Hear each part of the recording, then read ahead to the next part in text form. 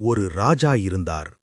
அவருடைய பெயர் கேட்டாலே தென்னிந்திய வரலாறு முழுக்க அதிரும். ஒரு ராஜா சிறிய இராச்சியத்தை உலக சக்தியாக மாற்றினார். ஒரு ராஜா 1000 ஆண்டுகளுக்கு முன் கட்டிய கோவில் இன்று கூட உலகத்தை வியக்க வைக்கிறது. அவர்தான் சோழ சாம்ராஜ்யத்தின் பெருமை ராஜராஜ சோழன். ராஜராஜ சோழா 947ஆம் ஆண்டு பிறந்தார். அவருடைய இயற்பெயர் அருள்மொழிவர்மன்.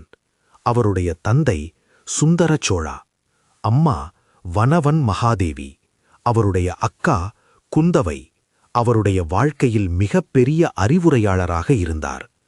பல அரசியல் குழப்பங்களுக்கு பிறகு 985ஆம் ஆண்டு அருள்மொழிவர்மன் ராஜராஜ சோழனாக முடிசூட்டப்பட்டார்.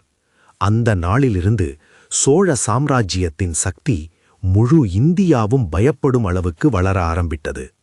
ராஜராஜ சோழன் ஒரு சாதாரண ராஜா இல்லை. அவர் ஒரு மிகப்பெரிய போர்த்தந்திர நிபுணர். அவர் கைப்பற்றிய இடங்கள் கேரளா, இலங்கை, மாலத்தீவு. அவருடைய கடற்படை இந்திய வரலாற்றில் மிக சக்தி வாய்ந்த ஒன்றாக இருந்தது. அந்த காலத்தில் சோழ கடற்படை இந்திய பெருங்கடலை கட்டுப்படுத்தியது. ஆனால் ராஜராஜ சோழனின் மிகப்பெரிய சாதனை போர் இல்லை, ஒரு கோவில். தஞ்சாவூரில் அவர் கட்டிய பிருகதீஸ்வரா டெம்பிள் 1000 ஆண்டுகளுக்கு முன் கட்டப்பட்டது. ஆனால் இன்றும் அது ஒரு பொறியியல் அதிசயம். 216 அடி உயரம், ஒரு பெரிய கல் கோபுரம். அந்த காலத்தில் இவ்வளவு பெரிய கட்டிடம் எப்படி கட்டப்பட்டது இன்றும் ஒரு மர்மம்.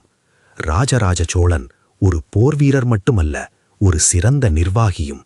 நில அளவை, வரி அமைப்பு, கோவில் நிர்வாகம் அனைத்தையும் மிக துல்லியமாக பதிவு செய்தார். அவரால் சோழ சாம்ராஜ்யம் உலகின் மிக ஒழுங்கான பேரரசுகளில் ஒன்றாக மாறியது. 1014ஆம் ஆண்டு ராஜராஜ சோழன் இறந்தார். ஆனால் அவரது புகழ் இன்றும் வாழ்கிறது. தஞ்சாவூர் கோவில், சோழ வரலாறு, தமிழர் பெருமை இவையெல்லாம் ஒரு பேரரசரின் பெயரை நினைவுபடுத்தும். ராஜராஜ சோழன்.